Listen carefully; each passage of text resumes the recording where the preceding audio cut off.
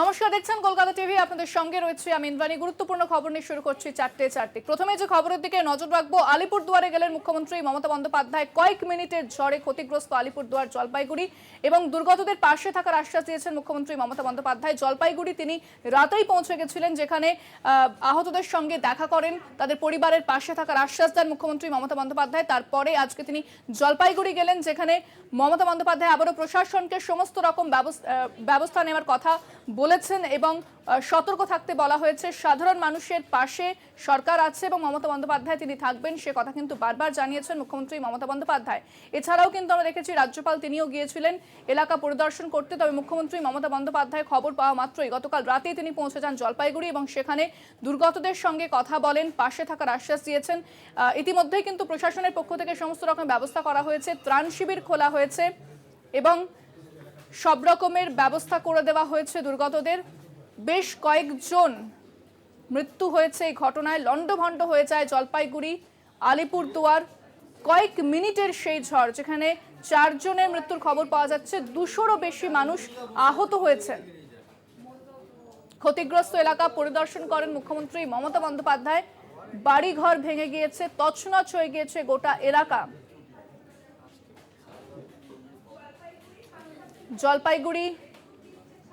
জলপাইগুড়িতেও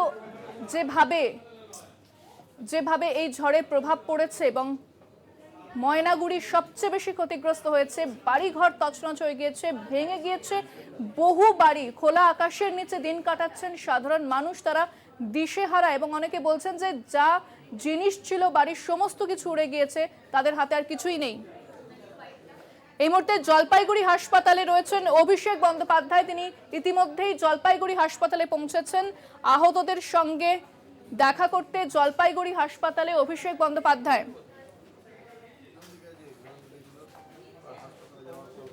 দেখতে পাচ্ছেন সেই ছবি। কথা বলছেন তিনি চিকিৎসকদের সঙ্গেও। জলপাইগুড়ি হাসপাতালে অভিষেক বন্দ্যোপাধ্যায়, কেমন আছেন আহতরা, দেখতে পৌঁছেছেন তিনি।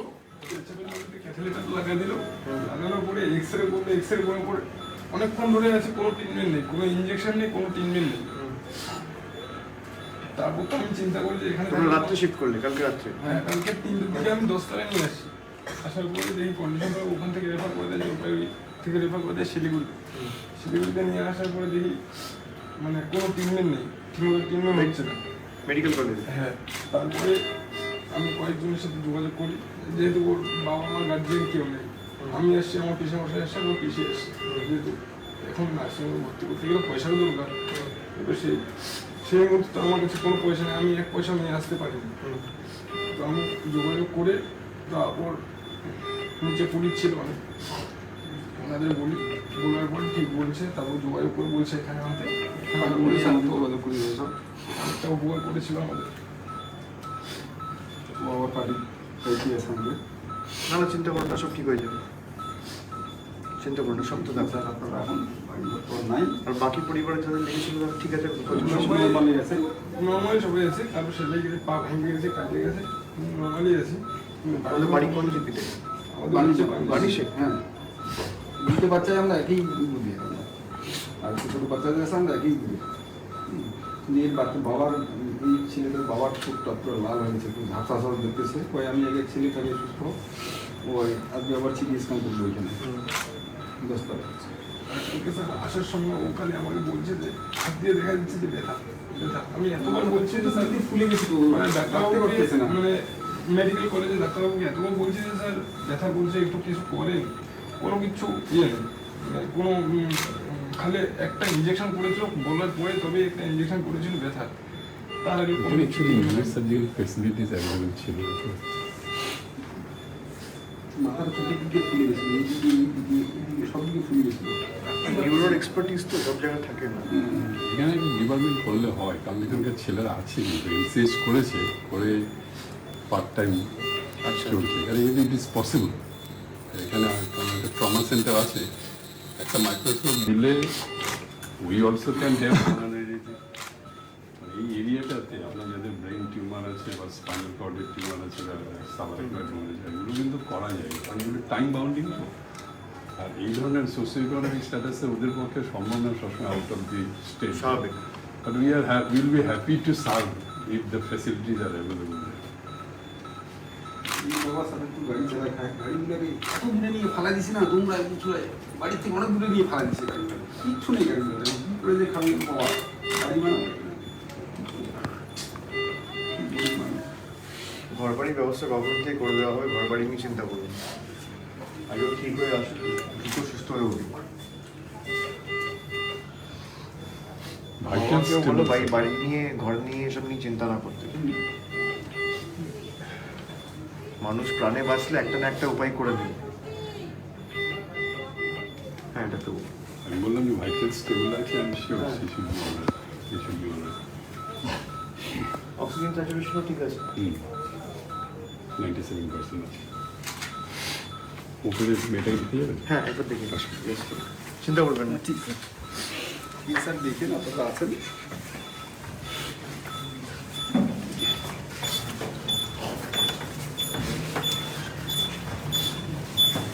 আপনারা দেখলেন জলপাইগুড়িতে অভিষেক বন্দ্যোপাধ্যায় জলপাইগুড়ি হাসপাতালে, সেখানে সমস্ত খোঁজ খবর নিলেন চিকিৎসকদের কাছ থেকে, কেমন আছেন আহতরা, তাদের শারীরিক অবস্থা কেমন, সমস্ত কিছু জানতে চাইলেন এবং যারা আহত হয়েছেন তাদের পরিবারের সঙ্গেও কথা বললেন অভিষেক বন্দ্যোপাধ্যায়। যারা হাসপাতালে রয়েছেন এই মুহূর্তে তাদের সঙ্গে কথা বলতে দেখা গেল অভিষেক বন্দ্যোপাধ্যায়কে। এবং অভিষেক বন্দ্যোপাধ্যায় যেরকম একদিকে রয়েছেন জলপাইগুড়িতে, অন্যদিকে আলিপুরদুয়ারে গিয়েছিলেন মুখ্যমন্ত্রী মমতা বন্দ্যোপাধ্যায়। সেখানে এলাকা পরিদর্শন করার পর কি বলেছেন মুখ্যমন্ত্রী শোনাবো আপনাদের।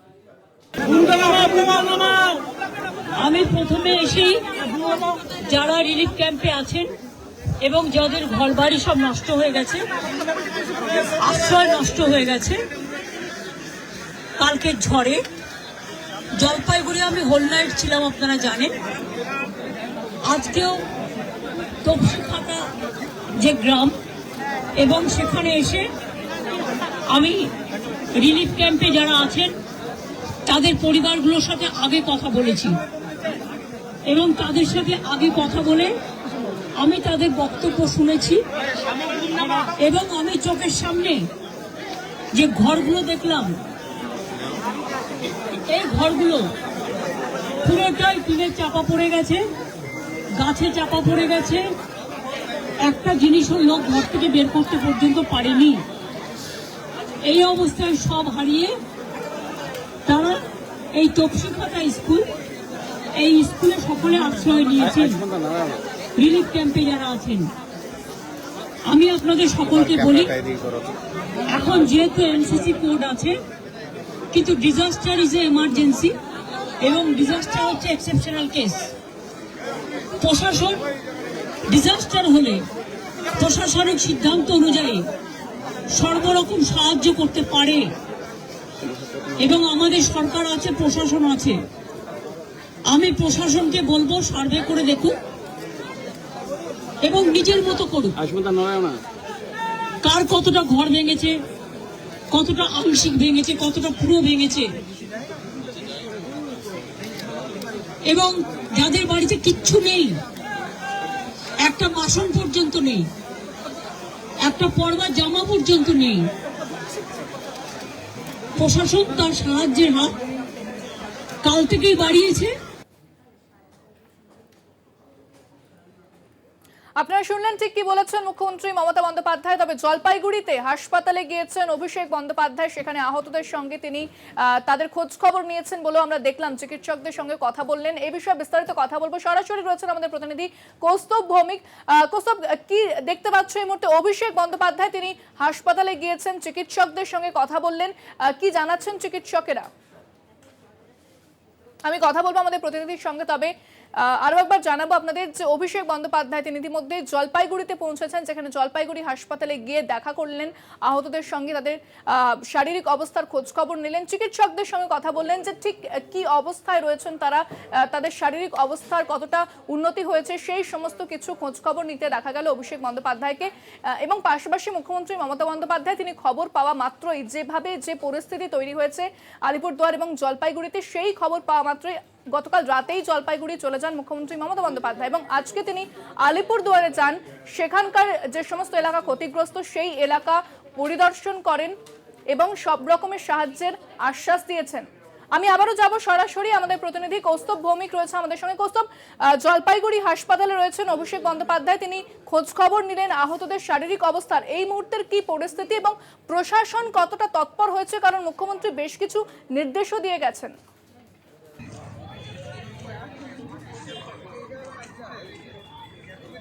একদমই ইন্দ্রাণী, তুমি যেমনটা জানো, গতকাল রাত্রে মুখ্যমন্ত্রী মমতা বন্দ্যোপাধ্যায় নিজে জলপাইগুড়ি হাসপাতালে গিয়েছিলেন এবং সেখানে তিনি আহতদের খোঁজখবর নেন এবং আজ অভিষেক বন্দ্যোপাধ্যায় সেখানে যান এবং আহতদের তিনি খোঁজখবর নেন। যারা চিকিৎসক যারা রয়েছেন, যারা এই ঝড়ে যারা আহত হয়েছেন তাদের সঙ্গে যাদের চিকিৎসা করছে এবং তাদের সঙ্গে চিকিৎসকরা জানতে চান যে তাদের কি শারীরিক পরিস্থিতি বা শারীরিক অবস্থা রয়েছে।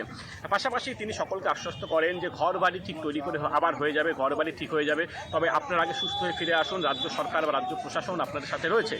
তোমাকে বলে রাখবো যে গতকালকের থেকে আজকের পরিস্থিতি কিন্তু কিছুটা স্বাভাবিক হওয়ার চেষ্টায় রয়েছে, কেননা জেলা প্রশাসনের তরফ থেকে এবং বিভিন্ন স্বেচ্ছাসেবী সংস্থার তরফ থেকে বিভিন্ন গ্রামাঞ্চল যে সমস্ত এলাকায় ঝড়ে ব্যাপকভাবে ক্ষতিগ্রস্ত হয়েছিল সেই সমস্ত এলাকায় কিন্তু তারা কাজ করে যাচ্ছেন। আমি এই মুহূর্তে রয়েছি ময়নাগুড়ির বার্নিশ এলাকায়।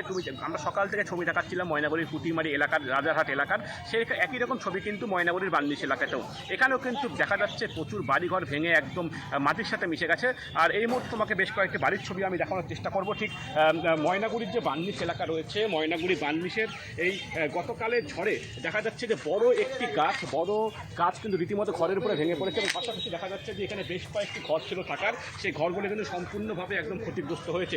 কিছুক্ষণ আগেই 8 ঘন্টা আগে এই গ্রামে এসেছিলেন রাজ্যের মন্ত্রী চন্দ্রিমা ভট্টাচার্য। তিনি জানিয়েছেন দিদি আছে পাশে, তাই গ্রামবাসীদের চিন্তার কোনো কারণ নেই। তিনি গ্রামবাসীদের আশ্বস্ত করেছেন। তবে এখানে কিন্তু ক্ষয়ক্ষতির পরিমাণটা ব্যাপক এবং প্রচুর বাড়িঘর ভেঙেছে, অনেক বাড়িঘর। এই যে গ্রাম রয়েছে বার্নিশ গ্রাম, এই গ্রামে কিন্তু সবচেয়ে বেশি ক্ষতিগ্রস্ত হয়েছে। উদ্ধার কাজ কতদূর এখনো পর্যন্ত, কি দেখতে পাচ্ছ এবং কি বলছেন গ্রামের মানুষ? দেখো, উদ্ধার কাজ সেটা গতকাল রাতে মুখ্যমন্ত্রী জানিয়েছিলেন কেউ কোথাও কোনো বিপজ্জনকভাবে আটকে নেই এবং সকলকে উদ্ধার করা হয়েছে। তবে আমরা যেটা সকাল থেকে যে ছবিটা দেখছি যে অনেকেই কিন্তু এই যে ভাঙা বাড়ি রয়েছে তারা কিন্তু এখানেই থাকতে তারা স্বাচ্ছন্দ্য বোধ করছে, কেননা যেইটুকু তাদের এখন সম্বল তারা সেটার মধ্যে রয়েছে।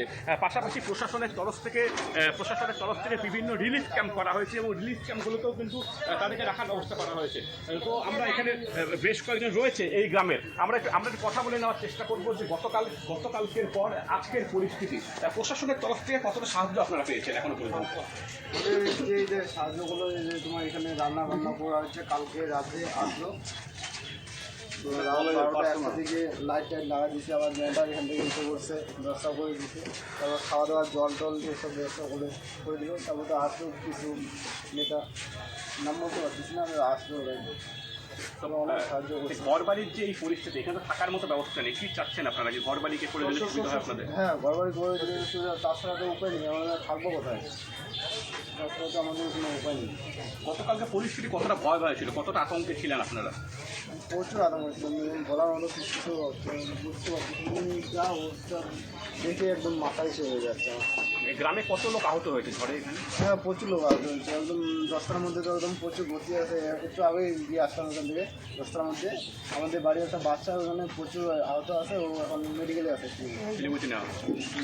যেমনটা শুনলে যে গ্রামের লোক গতকালকের যে এই একটা বিভৎস ঘূর্ণিঝড়, সেই ঘূর্ণিঝড়ের যে আতঙ্ক তারা কিন্তু এখনো কোনোভাবে কাটিয়ে উঠতে পারেনি, এখনো কিন্তু একটা রীতিমতো ট্রমার মধ্যে রয়েছে। তবে সব থেকে যেটা বড় বিষয়, তারা চাইছেন সরকার যেন তাদের পাশে দাঁড়ায় এবং এই যে পরিস্থিতির থেকে কাটিয়ে উঠতে তাদের সহযোগিতা করে। তো এখনো পর্যন্ত কিন্তু তোমাকে যেটা বললাম, মুখ্যমন্ত্রী থেকে শুরু করে অভিষেক বন্দ্যোপাধ্যায় এবং রাজ্যের একাধিক মন্ত্রী এই এলাকায় এসেছিলেন পরিদর্শনে। তুমি জানো যে রাজ্যপাল এসেছেন, এমনকি বিরোধী দলনেতা শুভেন্দু অধিকারীও কিন্তু এই সমস্ত এলাকা পরিদর্শনে এসেছেন। সাধারণ মানুষ চাইছে প্রশাসন যাতে পাশে দাঁড়ায় এবং এই যে একটা দুঃস্বপ্ন তার জন্য কাটিয়ে উঠতে পারে। ইন্দ্রাণী, একেবারে ধন্যবাদ কৌস্তব। আমাদের সঙ্গে সরাসরি ছিলেন প্রতিনিধি কৌস্তব ভৌমিক। এবং এখনো পর্যন্ত যেটা জানা যাচ্ছে, অভিষেক বন্দ্যোপাধ্যায় তিনি জলপাইগুড়ি হাসপাতালে রয়েছেন, সেখানে কথা বললেন, চিকিৎসকদের সঙ্গে খোঁজ নিলেন আহতদের শারীরিক অবস্থার এবং মুখ্যমন্ত্রী মমতা বন্দ্যোপাধ্যায় তিনিও কিন্তু আলিপুরদুয়ারে গিয়েছেন, সেখানকার এলাকাও কিন্তু পরিদর্শন করেছেন তিনি। আমরা ফিরছি আরো খবর নিয়ে এবং আলিপুরদুয়ারের পরিস্থিতির দিকে নজর রাখবো। সময় এখন একটা বিরতি। ফিরে এলাম বিরতির পর। উত্তরবঙ্গে ঝড়ের পরিস্থিতির দিকে নজর রেখেছি আমরা। আলিপুরদুয়ারে জানি মুখ্যমন্ত্রী মমতা বন্দ্যোপাধ্যায় তিনি গিয়েছিলেন আলিপুরদুয়ারে, সেখানে যে এলাকা রয়েছে ক্ষতিগ্রস্ত এলাকা, সেই এলাকা পরিদর্শন করেন মুখ্যমন্ত্রী মমতা বন্দ্যোপাধ্যায় এবং প্রশাসনকে সব রকমের সাহায্যের আশ্বাস, তিনি সব রকমের ব্যবস্থা নিতে নির্দেশ দিয়েছেন। যাতে কোনো রকমে অসুবিধায় না পড়তে হয় সাধারণ মানুষকে, সেই সমস্ত খতিয়ে দেখার নির্দেশ দিয়েছেন মুখ্যমন্ত্রী মমতা বন্দ্যোপাধ্যায়। বলেছেন যে কর্মী সমর্থকরা যেভাবে উদ্ধার কাজে হাত লাগিয়েছিলেন তাদেরকেও ধন্যবাদ জানিয়েছেন মুখ্যমন্ত্রী মমতা বন্দ্যোপাধ্যায়। আলিপুরদুয়ারে কি পরিস্থিতি জানবো, আমাদের সঙ্গে সরাসরি রয়েছেন প্রতিনিধি পিনাকি চক্রবর্তী। পিনাকি, আলিপুরদুয়ারে মুখ্যমন্ত্রী গেলেন এবং প্রশাসনকে বেশ কিছু নির্দেশ দিয়েছেন। এই মুহূর্তে আলিপুরদুয়ারে কি পরিস্থিতি এবং প্রশাসনের তৎপরতা কতটা?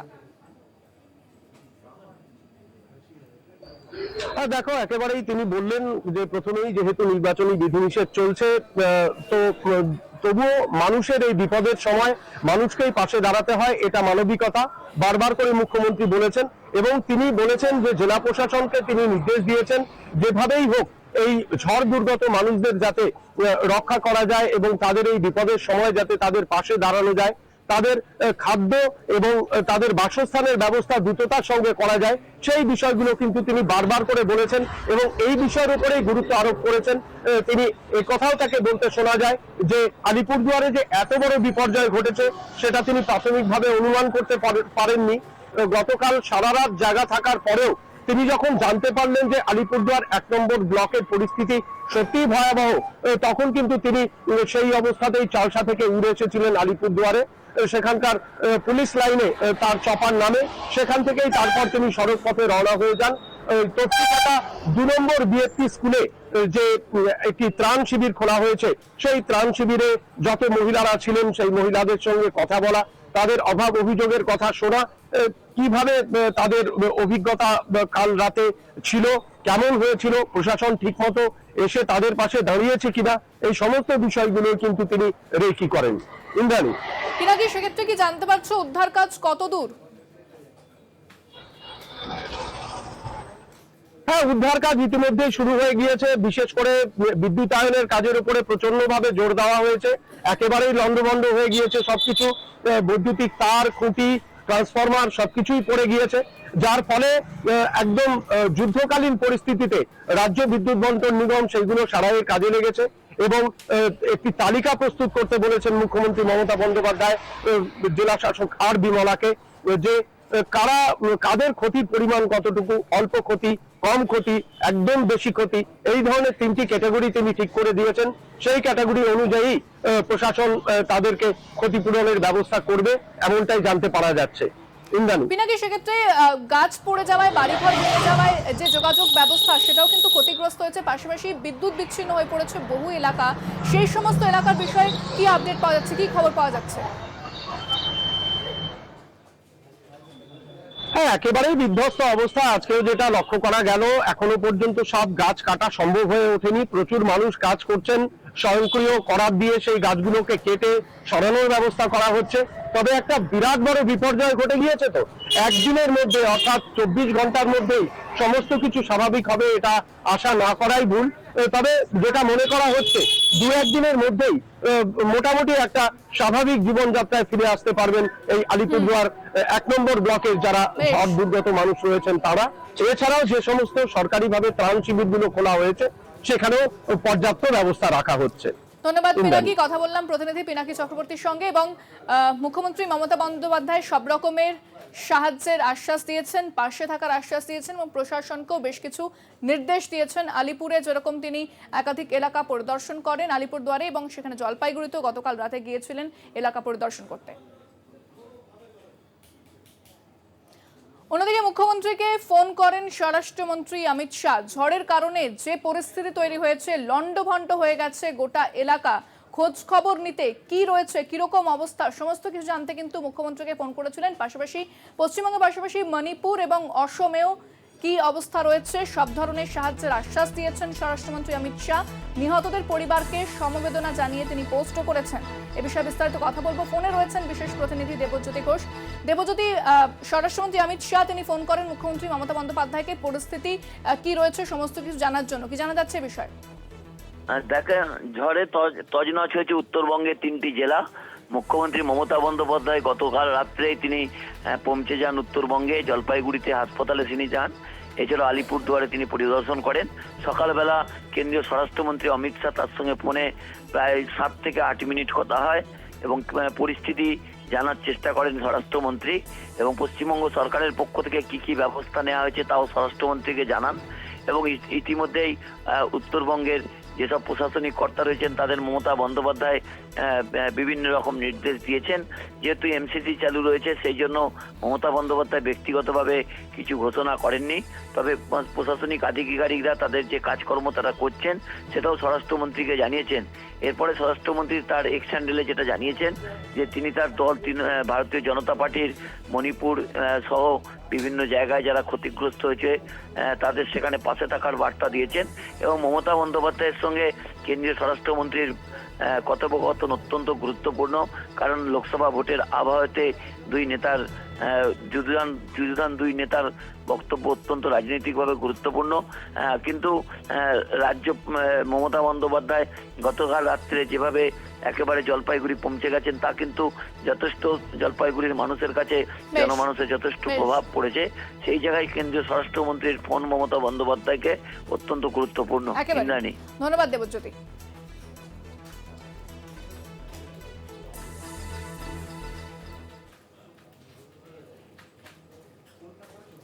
একদিকে যেরকম ঝড়ে লন্ডভন্ড উত্তরবঙ্গ, অন্যদিকে এপ্রিলের শুরুতেই দক্ষিণবঙ্গে তাপপ্রবাহের সতর্কতা দেওয়া হচ্ছে। তাপপ্রবাহের সতর্কতা দিল হাওয়া অফিস। সোমবার সারাদিন ধরেই দক্ষিণবঙ্গ জুড়ে আর্দ্রতাজনিত অস্বস্তি, মঙ্গলবারও দক্ষিণবঙ্গ জুড়ে একই রকম পরিস্থিতির পূর্বাভাস দেওয়া হয়েছে। অন্যদিকে 3 থেকে 5 এপ্রিল পর্যন্ত তাপপ্রবাহের সতর্কতা পুরুলিয়া, বাঁকুড়া, পশ্চিম বর্ধমানে তাপপ্রবাহের সতর্কতা দেওয়া হয়েছে পশ্চিম মেদিনীপুর, ঝাড়গ্রাম জেলাতেও। দক্ষিণবঙ্গের বাকি জেলাতে আর্দ্রতাজনিত অস্বস্তি বজায় থাকবে। আগামী 3 দিনে দক্ষিণবঙ্গে 2 থেকে 4 ডিগ্রি তাপমাত্রা বাড়ার সম্ভাবনা। দক্ষিণবঙ্গে তাপপ্রবাহের সতর্কতা। উত্তরবঙ্গ একদিকে ঝড়ে লন্ডভন্ড, তবে দক্ষিণবঙ্গে থাকছে কিন্তু তাপপ্রবাহের সতর্কতা। বেশ কিছু জেলা, যেখানে পুরুলিয়া, বাঁকুড়া, পশ্চিম মেদিনীপুর, পশ্চিম বর্ধমান, ঝাড়গ্রাম, এই সমস্ত জেলাতে তাপপ্রবাহের সতর্কতা দেওয়া হয়েছে। আজ এবং আগামী কাল জুড়ে এই অবস্থা থাকবে। পাশাপাশি যে আর্দ্রতাজনিত অস্বস্তি সেটাও বজায় থাকবে। আগামী 3 দিনে 2 থেকে 4 ডিগ্রি তাপমাত্রা বাড়ার সম্ভাবনা জানাচ্ছে হাওয়া অফিস।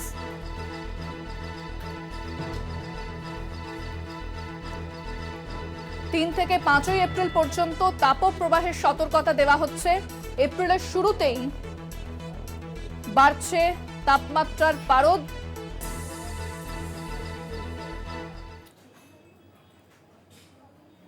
এখন সময় আরো একটা বিরতির, সঙ্গে থাকুন। কিছুক্ষণ আগেই জলপাইগুড়ি হাসপাতালে গিয়ে আহতদের খোঁজ খবর নিলেন অভিষেক বন্দ্যোপাধ্যায়। এরপর তিনি কি বলছেন সাংবাদিকদের মুখোমুখি হয়ে শোনাবো আপনাদের। 300 কিলোমিটার গাড়িতে আসতে 4.5 ঘন্টা লাগে, আমি 5 ঘন্টা ধরে নিলাম। 4.5 ঘন্টা 5 ঘন্টা। ঘটনাটা ঘটেছে কখন? 4:30টার সময়। চাইলে 8টার মধ্যে 9টার মধ্যে আসতে পারতো। মমতা বন্দ্যোপাধ্যায় থাকে কোথায়? কলকাতায়। দূরত্ব কত? কালীঘাট থেকে জলপাইগুড়ির দূরত্ব হচ্ছে 620 কিলোমিটার। তিনি পৌঁছাতে পারছেন। ভারতবর্ষের প্রধানমন্ত্রী ভুটান যেতে পারে, ভারতবর্ষের প্রধানমন্ত্রী বিভিন্ন সেমিনারে গিয়ে ভাষণ দিতে পারে, ভারতবর্ষের প্রধানমন্ত্রী বাংলায় 5 বার এসে রাজনৈতিক সভায় এসে উপস্থিত হয়ে ভাষণ দিতে পারে, বিজেপির কর্মসূচিতে উপস্থিত হতে পারে, বিভিন্ন সেমিনারে যেতে পারে, বিভিন্ন মন্দির ঘুরতে পারে, বিভিন্ন জায়গায় গিয়ে বড় বড় ভাষণ দিয়ে, ইন্টারভিউ দিয়ে কেন বিজেপিকে ভোট দেবেন এসব কথা বলতে পারেন, আর মানুষের পাশে এসে দাঁড়াতে পারেন না। কোভিডের সময়, আমফানের সময়, যশের সময় বিভিন্ন এলাকা জুড়ে, খালি আমি আলিপুরদুয়ার জলপাইগুড়ি বলছি না, কারা ছিল। এবং মানুষকে আমি বলবো, যদি তৃণমূল কংগ্রেসকে আপনাদের পছন্দ নাও হয়, আপনারা না ভোট দিলেও তৃণমূল কংগ্রেস আপনাদের পাশে থাকতে বদ্ধপরিকর। এটাই তৃণমূল কংগ্রেস। আমাদের আলিপুরদুয়ার, কুচবিহার, জলপাইগুড়িতে প্রত্যাশিত বা আশানুরূপ 2021-এও ফল হয়নি, 19-এও হয়নি। তাও প্রথম ছুটে এসছে যিনি, তার নাম মমতা বন্দ্যোপাধ্যায়। আমি গতকাল ঘটনার পরে ঠিক করেছিলাম, যেহেতু আমার আগের থেকে কর্মসূচি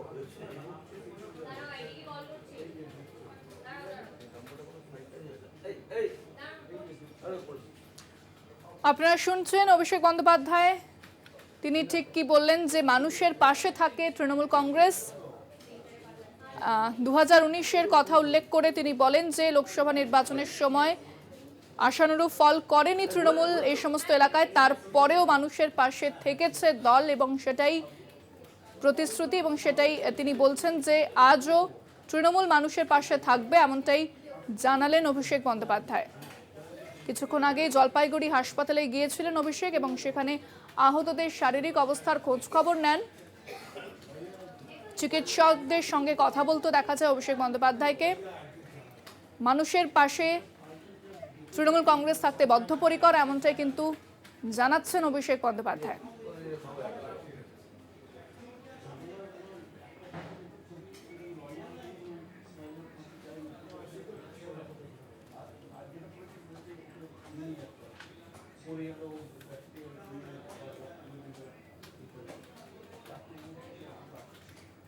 ঝড়ে লন্ডভন্ড এলাকা আচমকা দুর্যোগ ঘটনাস্থল পরিদর্শন করতে গেলেন বিরোধী দলনেতা শুভেন্দু অধিকারী। ভয়াবহ ঘূর্ণিঝড়ে লন্ডভন্ড জলপাইগুড়িতে ঘূর্ণিঝড়ের তাণ্ডবে মৃত্যু হয়েছে 4 জনের। জলপাইগুড়ি হাসপাতালে শুভেন্দু অধিকারীকে ঘিরে বিক্ষোভ দেখতে পাওয়া যায়। শুভেন্দু যাওয়ায় আউটডোরের গেট বন্ধ থাকে, রোগীদের সমস্যা হচ্ছে বলে অভিযোগ তুলে বিক্ষোভ দেখানো হয়।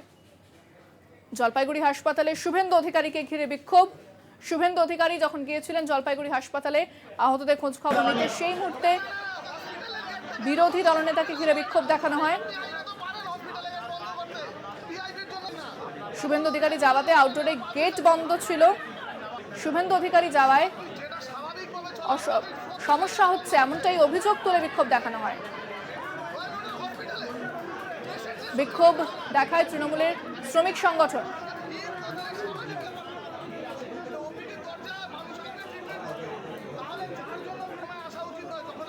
পরিস্থিতি নিয়ন্ত্রণে আনতে এলাকায় যায় পুলিশ।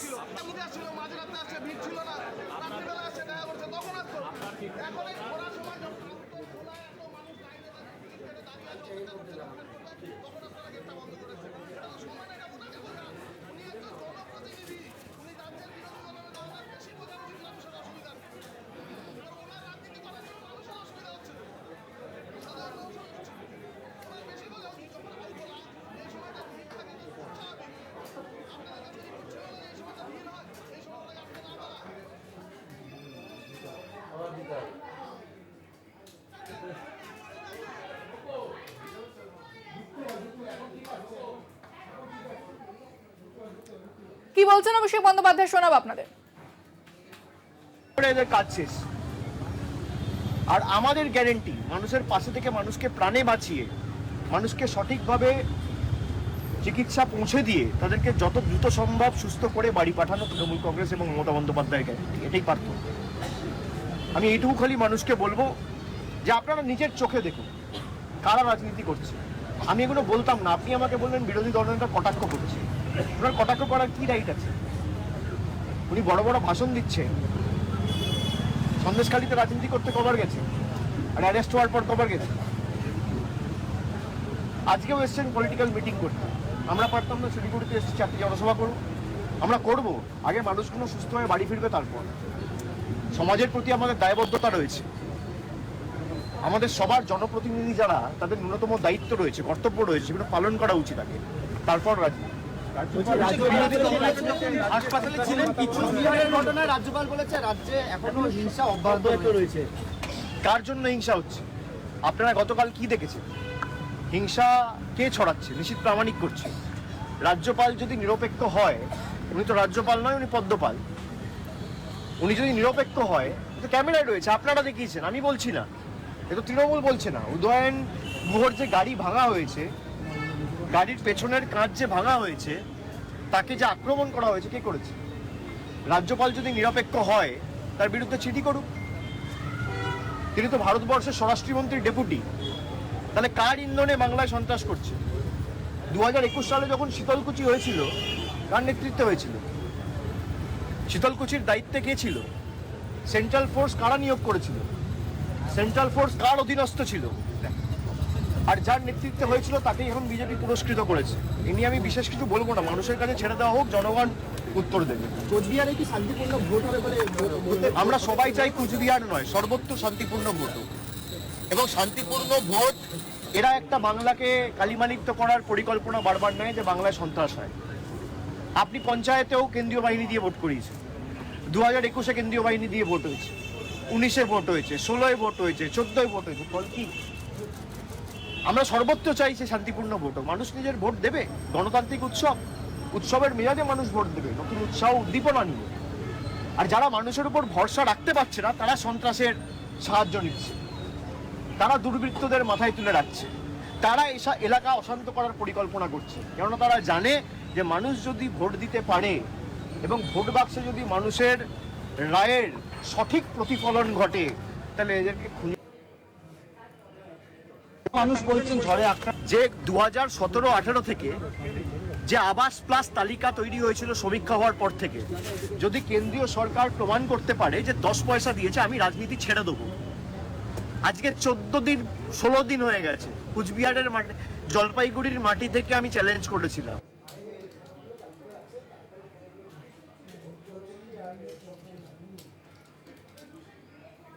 সাধারণ মানুষকে সুস্থ করে বাড়ি পৌঁছানোই আসল কথা, সেখানে রাজনীতি চলে না। সাংবাদিকদের মুখোমুখি হয়ে বললেন অভিষেক বন্দ্যোপাধ্যায়। কিছুক্ষণ আগে জলপাইগুড়ি হাসপাতালে তিনি গিয়েছিলেন, আহতদের খোঁজ খবর নেন শারীরিক অবস্থার। এরপরে সাংবাদিকদের মুখোমুখি হয়ে বিজেপি সরকারকে এক হাত অভিষেক বন্দ্যোপাধ্যায়। আপনারা প্রশ্ন করতে পারবেন প্রধানমন্ত্রীকে, আপনারা প্রশ্ন করতে পারবেন স্বরাষ্ট্রমন্ত্রীকে, কৃষিমন্ত্রীকে, বিরোধী দলনেতাকে, বিজেপির রাজ্য সভাপতিকে। বিজেপির রাজ্য সভাপতি নিজে বলেছে যে আমরা টাকা বন্ধ করেছি। সুকান্ত মজুমদার নিজে ফোন করে বলছে আমি ফোন করে দেবো, তারপর টাকা চলে আসবে। তার মানে টাকা বন্ধ করেছে কে? বিজেপি। এর দায় কার? আজকে যদি আবাস হতো, এই বাচ্চাগুলোকে এইভাবে হাসপাতালে অ্যাডমিট হয়ে থাকতে হতো না, এদের মাথার উপর এই আঘাত আসতো না, এই চোট লাগতো না। এর দায় কার? এর দায় একমাত্র হচ্ছে কেন্দ্র সরকার এবং বিজেপি নেতাদের। আর যদি আপনি দিয়ে থাকেন, আপনি শ্বেতপত্র প্রকাশ করুন। দুধ কা দুধ, পানি কা পানি। প্রধানমন্ত্রী শিলিগুড়িতে মিটিং করতে এসে কাউগাছিতে বলে গেছে যে 44,000 কোটি টাকা আমার সরকার দিয়েছে। আমি বলছি বাংলা হারার পর 2021 সালে আপনি 44,000 কোটি টাকা ছেড়ে দিন, 4 পয়সার যদি শ্বেতপত্র বিজেপি দেখাতে পারে, আমি রাজনীতি করব না। Open challenge. বিজেপির ক্ষমতা থাকলে প্রকাশ করবে।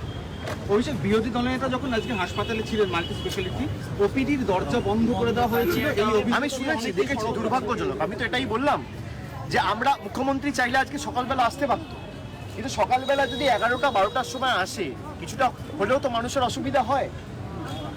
একটা মুখ্যমন্ত্রী বা যিনি নির্দিষ্ট একটা নিরাপত্তা বেষ্টনীতে রয়েছেন, সেখানে যদি হসপিটাল আটকে দেওয়া হয়, তাহলে মানুষের পরিষেবা ব্যাহত হয়। এটা মানুষ দেখছে। তা ফটো তুলতে কে এসছে, রাজনীতি করতে কে এসছে, মানুষ এটা দেখছে। আপনি বলুন না, এখানে নিশীথ প্রামাণিক জলপাইগুড়ি থেকে তার বাড়ির দূরত্ব কত? জন বার্লা কেন্দ্রীয় মন্ত্রী, বিদায়ী সাংসদ। এখানে বিজেপি যাকে মনোনীত করেছে, নমিনেট করেছে আলিপুরদুয়ার থেকে মনোজ টিগ্গা, জলপাইগুড়ির সাংসদ, তাও রাত্রিবেলা গেছে, যাকে আবার মনোনীত করা হয়েছে। তারপর আপনি এখানে আসুন, রাজু বিস্টা। তারপর আপনি চলে যান ওদিকে রায়গঞ্জ, দেবশ্রী চৌধুরী, এখন যাকে কার্তিক পাল যাকে টিকিট দিয়েছে। তারপর আপনি চলে যান বালুরঘাট, বিজেপির রাজ্য সভাপতি। এই যে বিজেপির সাংসদরা যারা জিতেছে, বা একজন বিধায়ক একজন মানুষের পাশে দাঁড়িয়েছে, আমরা আশাও করি না। আমি মানুষকে বলবো, আপনারা যদি বিজেপিকে ভোট দেন, তাও আমরা আপনাদের পরিষেবা দেবো। এটাই তৃণমূল আর বিজেপির মধ্যে পার্থক্য। আমরা বদ্ধপরিকর মানুষকে পরিষেবা দিতে। যাদের বাড়ি 40 কিলোমিটার দূরে, তারা জলপাইগুড়ি হাসপাতালে পৌঁছাতে পারলো, তারা দুটো বাচ্চাকে নিয়ে হাসপাতালে ভর্তি করে তাদের চিকিৎসার সুব্যবস্থা করতে পারলো। আর দিল্লিতে সকাল বিকেল আপ ডাউন করতে হয় 2000 কিলোমিটার দূর তল্পিবাহকতা করতে, তখন এদের অসুবিধা হয় না, তখন কানেক্টিভিটির প্রবলেম হয় না। সুকান্ত মজুমদার কবার দিল্লি যায়, নিজের পিঠ বাঁচাতে শুভেন্দু অধিকারী কবার দিল্লি যায়, তখন অসুবিধা হয় না। 600 কিলোমিটার দূর থেকে মমতা বন্দ্যোপাধ্যায় রাত্রে 1টার মধ্যে জলপাইগুড়ি পৌঁছাতে পারছে, আর আপনি 300 কিলোমিটার দূর বালুরঘাট থেকে পৌঁছাতে পারছেন। তো মানুষের কাছে প্রতিষ্ঠিত, প্রমাণিত। এদের কাছে মানুষের প্রাণের কোনো মূল্য নেই আমাদের কাছে। মানুষের এক একটা মানুষের প্রাণ হচ্ছে মণিমুক্তের মতো, এটাই বাংলা। আমার পূর্ব নির্ধারিত কর্মসূচি ছিল। সিপিএম বনাম সমস্ত রাজনৈতিক দল, হ্যাঁ, পাহাড়ে তৃণমূল সিপিএম বনাম সমস্ত রাজনৈতিক দল। দেখুন, প্রত্যেক রাজনৈতিক দলের মানুষের কাছে যাওয়ার অধিকার আছে। মানুষ কাকে গ্রহণ করবে বর্জন করবে এটা মানুষের কাছে ছেড়ে দেওয়া হবে। আর আমার পূর্ব নির্ধারিত কর্মসূচি ছিল আজকে বিকেলবেলা আমার আলিপুরদুয়ার ইলেকশন কমিটির মিটিং রয়েছে, তারপর জলপাইগুড়ি ইলেকশন কমিটির মিটিং রয়েছে। সেখানে পৃথকভাবে দুটো বৈঠক আমি করবো, এটা আগে থেকেই ঠিক করা ছিল এবং আগামীকাল আমি কুচবিহার করবো। Thank you.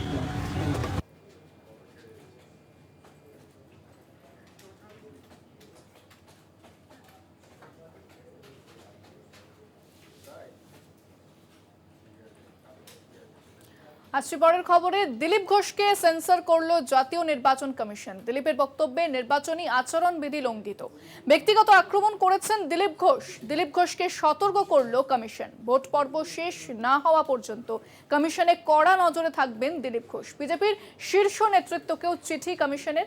নারীর সম্মানহানি হয় এমন কোনো মন্তব্য নয়, দলীয় নেতাদের নির্দেশ দেবার পরামর্শ। কমিশনের স্ক্যানারে দিলীপকে সেন্সর কমিশনের। বারবার বেফাস মন্তব্য করে শেষ পর্যন্ত নিজেই বিপদ ডেকে আনলেন বর্ধমান দুর্গাপুরের বিজেপি প্রার্থী দিলীপ ঘোষ।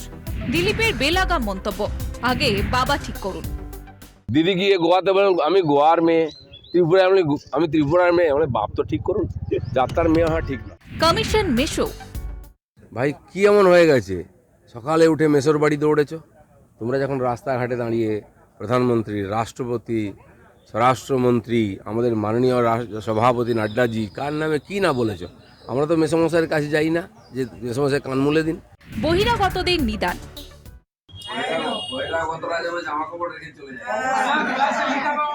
দিলীপের মন্তব্যের বিরোধিতা জানিয়ে কমিশনের নালিশ জানায় তৃণমূল। জানিয়েও কটাক্ষ করতে ছাড়েননি দিলীপ। বেফাস মন্তব্যের জেরে জোড়া শোকজ হাতে পান দিলীপ। কমিশন 29 মার্চের মধ্যে তার জবাব তলব করে। দিলীপের জবাব চায় বিজেপির শীর্ষ নেতৃত্ব। বর্ধমান দুর্গাপুরের প্রার্থী দুঃখ প্রকাশ করে চিঠি লেখেন, কিন্তু তারপরেও বেফাস মন্তব্য থেকে বিরত থাকতে পারেননি তিনি। এবার বিজেপির শীর্ষ নেতৃত্ব জেপি নাড্ডাকে চিঠিতে যুক্ত করে দিলীপকে সতর্ক করল কমিশন। কি বলা হয়েছে চিঠিতে? দিলীপের বক্তব্যে নির্বাচনী আচরণ বিধি লঙ্ঘিত, ব্যক্তিগত আক্রমণ করছেন দিলীপ ঘোষ। নারীর সম্মানহানি হয় এমন কোনো মন্তব্য নয়। নির্বাচনের কাজে যুক্ত দলীয় কর্মী নেতাদের সতর্ক করার নির্দেশ। ভোট পর্ব শেষ না হওয়া পর্যন্ত কমিশনের কড়া নজরে থাকবেন দিলীপ ঘোষ। বচকে রহনা রে বাবা, বচকে রহনা রে, টিএমসি সে বচকে রহনা। Kolkata TV.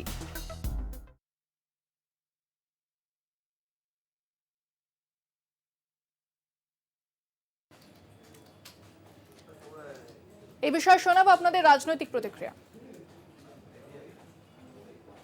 Chief election commissioner Rajiv Kumar তিনি যখন প্রেস কনফারেন্স করেছিলেন তিনি খুব পরিষ্কার ভাবে দর্থহীন ভাষায় বলেছিলেন হেড স্পিচের বিরুদ্ধে ব্যবস্থা নেবে নির্বাচন কমিশন, প্রয়োজনে প্রার্থী পদ বাতিল করে দেবে।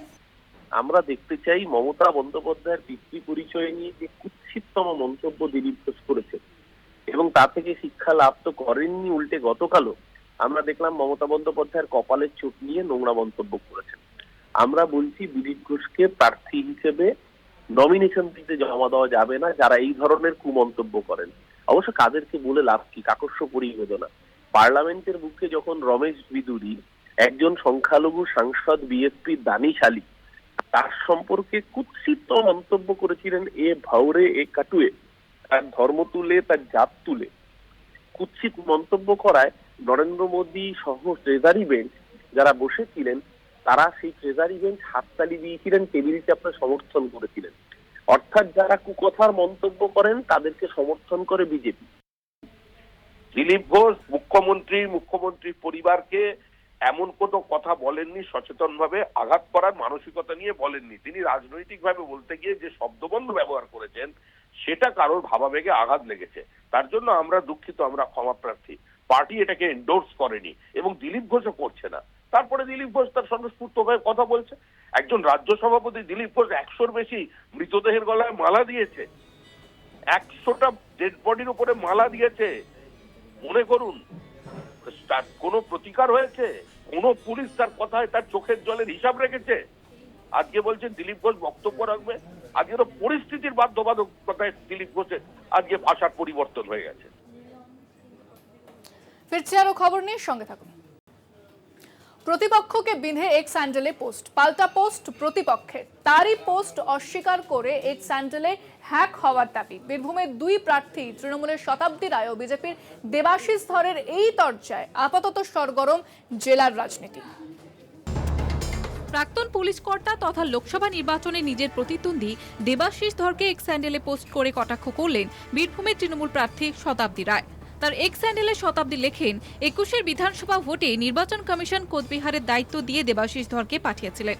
শীতলকুচিতে কেন্দ্রীয় বাহিনীর গুলিতে 4 গ্রামবাসীর মৃত্যু হয়। রাজ্য সরকারের পক্ষ থেকে তাকে সাসপেন্ডও করা হয়। সিআইডির আতশ কাচে তলায় ওই অফিসার। সিআইডি তদন্তে উঠে আসে দেবাশিস ধরের আয়ের সঙ্গে সঙ্গতিহীন সম্পত্তির তথ্য।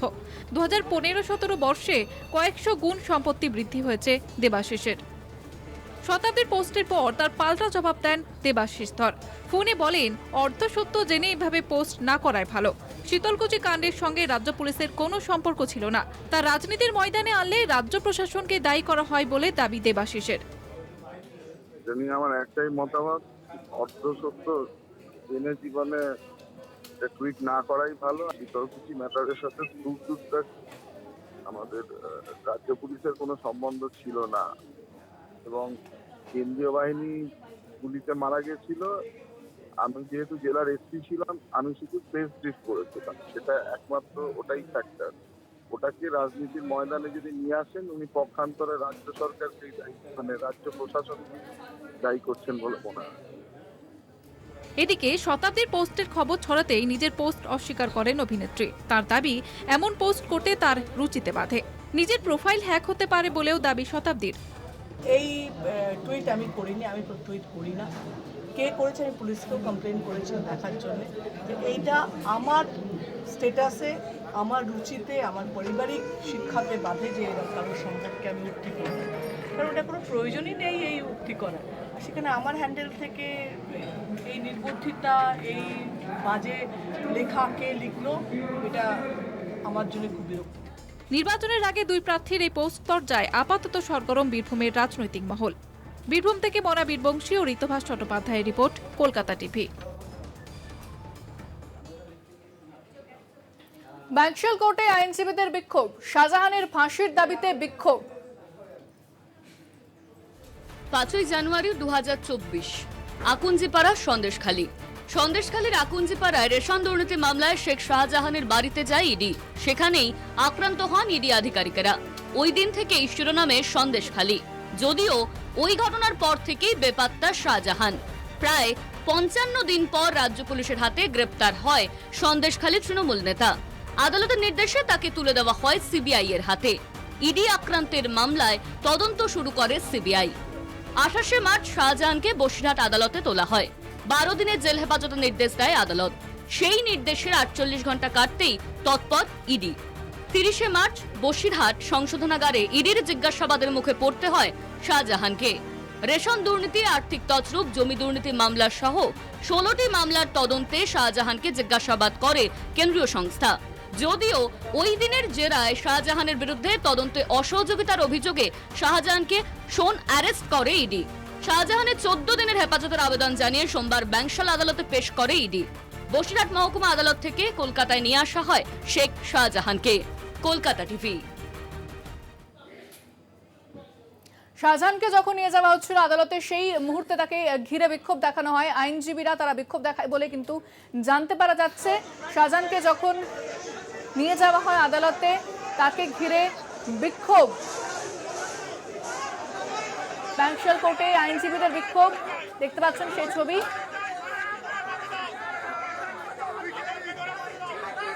শাহজাহানের ফাঁসির দাবিতে বিক্ষোভ।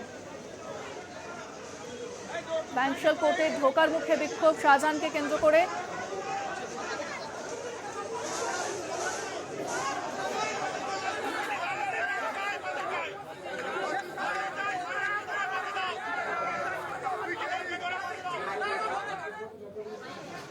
আইনজীবীরা বিক্ষোভ দেখান শাহজাহানকে কেন্দ্র করে।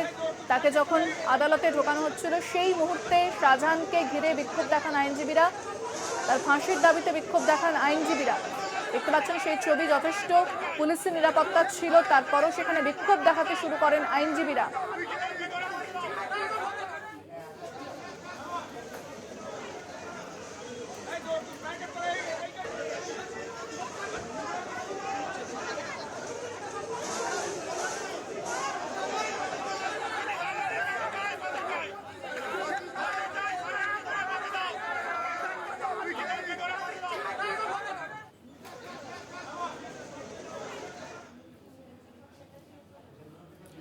নির্বাচন কমিশনের বৈঠক, প্রথম দফার নির্বাচন নিয়ে কমিশনের বৈঠক শুরু।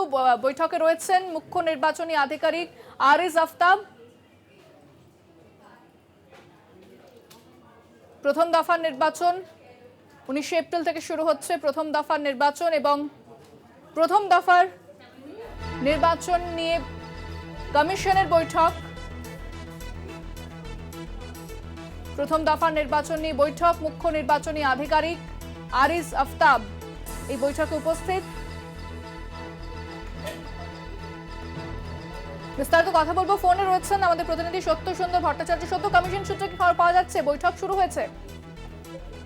দেখো, বৈঠকের আগে ভিডিও কনফারেন্সিং এর যে 3টি জেলায় প্রথম দফায় অর্থাৎ 19 এপ্রিল লোকসভা নির্বাচন রয়েছে, সেই 3টি জেলার যারা জেলা নির্বাচনী আধিকারিক রয়েছে তাদের সঙ্গে ভিডিও কনফারেন্সে বৈঠক হয়েছে। বৈঠক করেছেন মুখ্য নির্বাচনী আধিকারিক।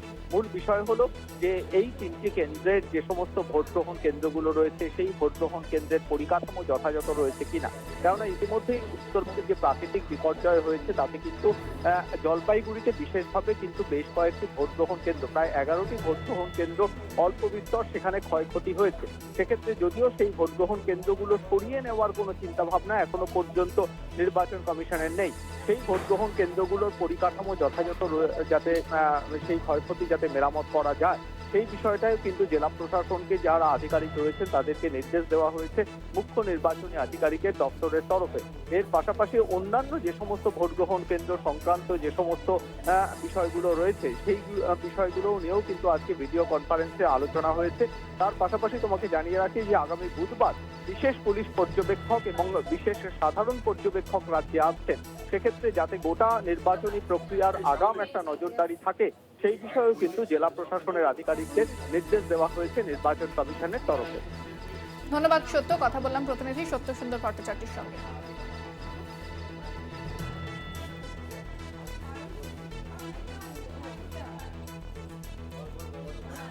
বৈঠক শুরু, নির্বাচন কমিশনের মুখ্য নির্বাচনী আধিকারিক আরিজ আফতাব এই বৈঠকে উপস্থিত রয়েছেন, এবং যে 3 জেলাতে যে নির্বাচন রয়েছে প্রথম দফায় সেই জেলাগুলিতে বিশেষভাবে নজর নির্বাচন কমিশনের।